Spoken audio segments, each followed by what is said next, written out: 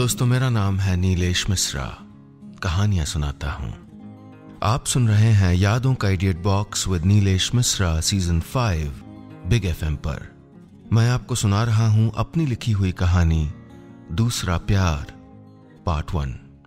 और हमारी जो राइटर्स की जबरदस्त मंडली है, इसकी लिखी कहानियां पहली बार अंग्रेजी में छपकर आ चुकी हैं स्टोरी वाला नाम की एक किताब में। इस किताब को पढ़िएगा और हमसे एक नया रिश्ता कायम करिएगा। चलिए आगे बढ़ाता हूं कहानी। इस कहानी में अब तक आपने सुना रिद्धिमा मिश्रा क्रिकेट सीख रही है और इसे अपना करियर बनाना चाहती है। साथ ही अपने रिटायर हो रहे पिता की आर्थिक मदद के लिए स्पोर्ट्स कोटे में सरकारी नौकरी भी चाहती है। लेकिन अचानक उसे अपने कोच से प्यार हो गया है। इससे क्या उसके सपनों पर कोई फर्क पड़ेगा? और उसके कोच नील जोशी ने उससे कहा है कि पहला प्यार खूबसूरत नहीं होता, दूसरा प्यार सबसे खूबसूरत होता है। अब आगे।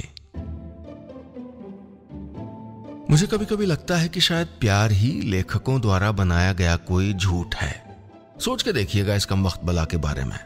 जैसे एक बेमोल टुकड़े को हीरे का नाम देकर विज्ञापन कर करके उसे दुनिया का सबसे बेशकीमती पत्थर बना दिया गया, वैसे ही शायद इंसानी फितरत के इस बेमोल टुकड़े को किसी चालाक कवि या लेखक ने प्यार का नाम दे दिया होगा।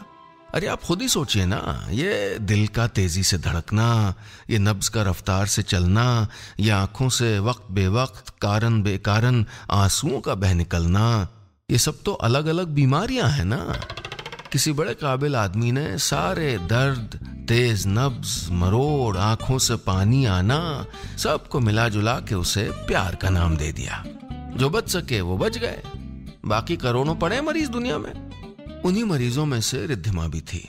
हर दिन थोड़ी और मरीज होती जा रही थी। हाँ मम्मी, नहीं कुछ दिन से थोड़ा प्रैक्टिस ज़्यादा चल रही थी, नहीं पढ़ाई भी ज़्यादा थी ना। एक सुबह वो फोन गर्दन में फंसाए कमीज प्रेस करते हुए बोली, अरे पढ़ाई कितनी ज्यादा भाई, एक हफ्ते से तुम्हें हमारा फोन तक उठाने की फुर्सत नहीं है। ऐसी क्या किला फतेह कर रही हो बिटिया? किला फतेह ही तो है मम्मी, रिद्धिमा ने धीरे से बड़बड़ाते हुए कहा। फिर जोर से बोली, अरे अब काम रहता है ना मम्मी, क्या क्या बताएं तुम्हें? मिनट मिनट की रिपोर्ट दें क्या? अच्छा बनो मत, रात रात भर तो ऑनलाइन रहती हो है नहीं तो? रिद्धिमा की मम्मी ने कहा। अच्छा तुम बड़ा हमें ताड़ा करती हो ऑनलाइन?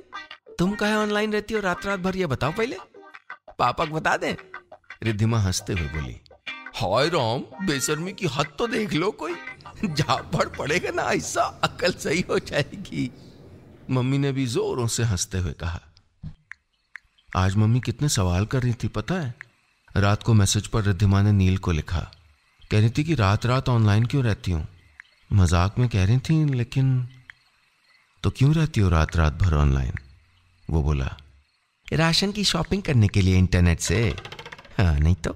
दोनों ने एक दूसरे को स्माइली भेजी। बताओ ना, क्यों रहती हो ऑनलाइन? आपसे बात करने के लिए।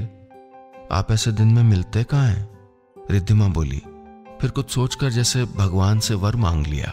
फाउंडिंग डे लंच है परसों, आप मिलेंगे मुझसे कुछ देर अलग से। रिद्धिमा ने शब्दों का चयन एहतियात से किया था। उस लंच में बहुत से लोग आ रहे थे, सबके परिवार वाले और दोस्त सब आ रहे थे। ऐसे में वो चुरा कर नील से अकेले में मिलना चाहती थी। इस बार बड़ी देर तक टिक नीला नहीं हुआ। जब हुआ तो नील ने लिखा, हाँ मिलूंगा।